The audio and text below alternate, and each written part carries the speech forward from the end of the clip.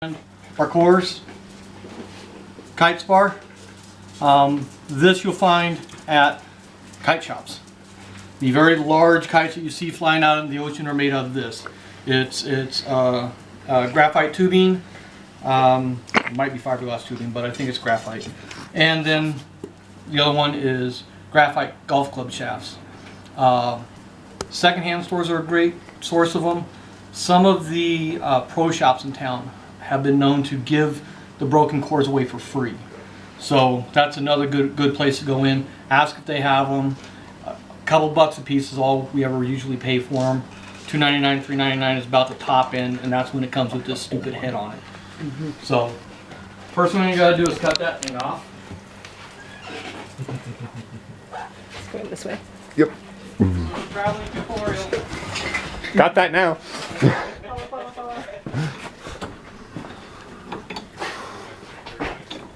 And I could have done this before you guys got here, but I wanted to go through the whole thing. Well, we're getting it on tape too, so that way other people can see it too. Oh good, I didn't clean my shop. That's fine. I don't think anybody expects your shop to be clean. Tell my wife that. I know, it's a lot. Okay. Now, I've cut these on my bandsaw a lot of times. I've stopped doing that because I put a brand new blade on it, ran this thing through, got about halfway through it. It had a titanium core, blew the blade on my bandsaw, and this is no good. So I used a hacksaw, which is the way you should do it. And what you want to make sure is it's graphite all the way through. Okay? If you got a nice silver lining on the inside of that, it's titanium, it's not legal. The other thing besides it not being legal, it's heavy as hell when you finally get it all put together because it's metal compared to this. Even those extra 4 or 5 ounces surprisingly add some weight to it when you pick it up and compare it to another weapon. The other thing you're going to notice is I got a little splintering here, and we're going to hold that down with some good Gorilla Tape that you brought because we don't want that free. Okay, not a lot of need to go back here and cut it off. That's just going to continue splintering, so we're just going to cover that with tape. The other one is I didn't cut real straight, so I'm going to use the stationary sander. I'm going to sand this thing square, just because I don't like any jagged edges on what I'm doing.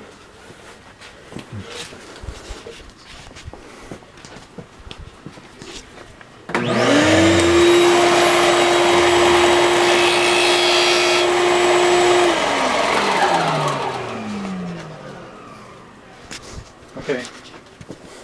World that we don't have a stationary sander.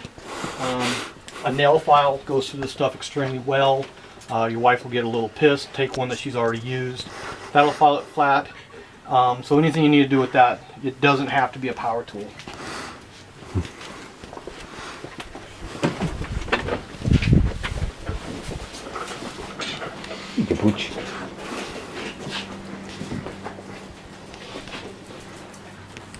The other thing I want to talk about when we do this is to get a decent quality weapon. Think about anything you put on here. If you're just not sure what you're doing and you find yourself just adding tape or you're adding extra components just because you're not sure what you're doing at that point, you know, you need to stop. Can you hand me that cutting board? Yep. Because all you're doing at that point is you're adding weight. And understand, I mean, these things never weigh a whole lot when you're done anyway. So an extra ounce isn't the end of the world. But more importantly, you're not thinking about why it's on the weapon. Everything should have a purpose there. This has a purpose. That's going to hold any splinters or anything on the end of it so they don't come through. Chance of them coming through your weapon are little and none. And we're going to reduce that chance by some more. Okay. I'm using MC foam from the Upholstery Center. This is from Royal Upholstery here in town, but any upholstery supply house has it.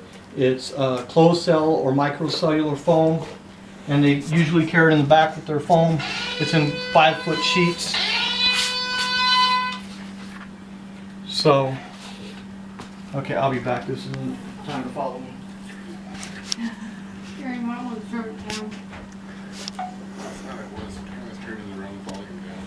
Are you guys gonna come out tomorrow?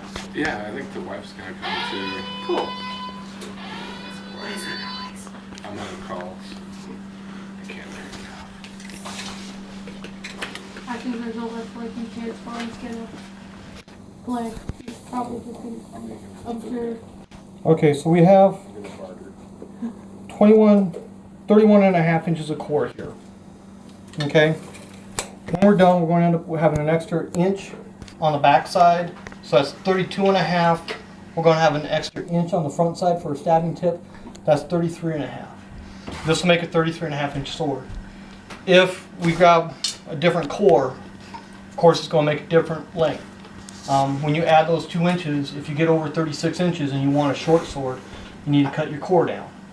Because we can't take those 2 inches off the back and we can't take those 2 inches off the front. So it's going to be that length of weapon. So the length of your core is going to determine that. Now I'm using 1/4 inch foam, and it's going to be a 33 and a half inch sword. 2/3 of that is 22 inches. I add an extra inch for 23 inches of padding. It has to be 2/3 padded. So in this case, it would have to be 22 inches. We're going to add an extra inch to that.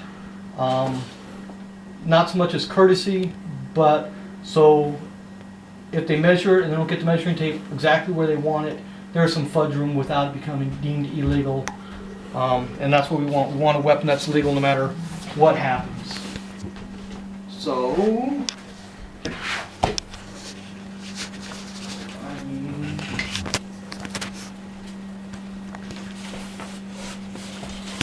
I have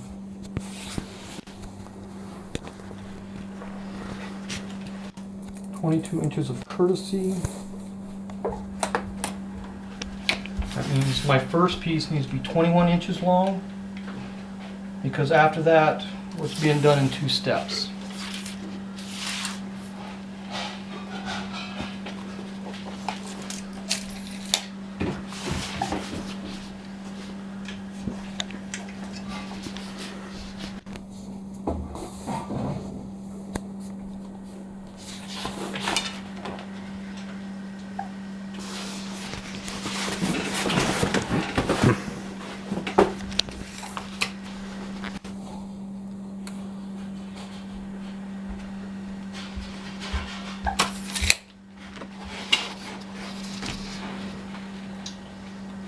And you don't have to do this precise. This is not rocket science. But if you do the math, you have an idea of where your total length is going to be at when you're done with everything. So you know how long your sword's going to be. Okay, for the width of this, I go 13 inches. With the 1/4 inch foam on a standard golf club shaft, it comes out to right about 2 inches. That is so far from exact science, it's not even funny, okay? We're trying to get close. When we get to that point where we're at the end, we're going to measure that's 2 inches across all the way, and that's where we're going to come to an end on that. So, but 13 is going to get us pretty close to begin with. With this, we're going to make 2 cuts, and these are very shallow angle cuts.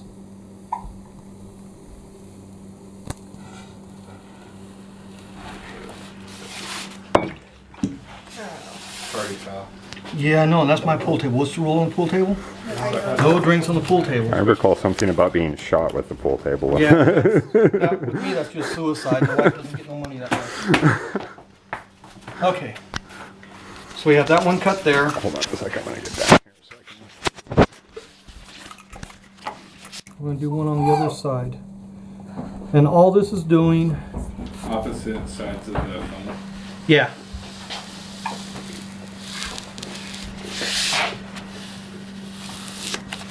Thank you. So now when we roll it up, and this rolls around, it rolls in smoothly and doesn't leave a hump where it comes together. And when we come to the end, that's going to fold in fairly smooth. It's going to keep lumps out of the sword, so they're more round. Okay. So I'm not going to do this on my pool table because it's contact cement.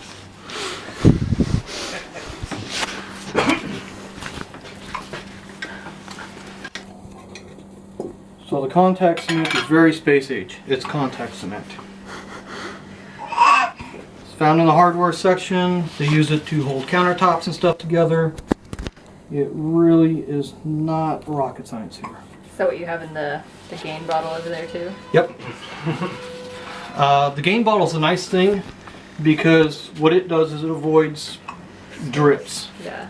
So you can pour it onto your project and not have to worry about it quite as much. I don't know why I haven't done it. It's just I've always used a can. It's just everybody has their own way of doing it.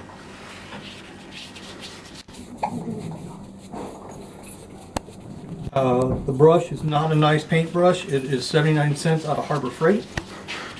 I buy them by the case because I work with other things with them. Don't go out and buy a nice paintbrush because after you make this sword and you're done with it, this paintbrush will be ruined. There's no way to recover it. It will be a brick. It will be a brick. So don't go out and buy a nice paintbrush. If you don't have a paintbrush,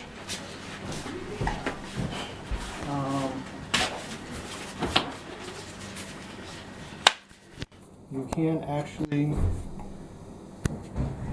imagine this is just something to drip it on there with. You can just use a piece of the foam and spread it out. Okay?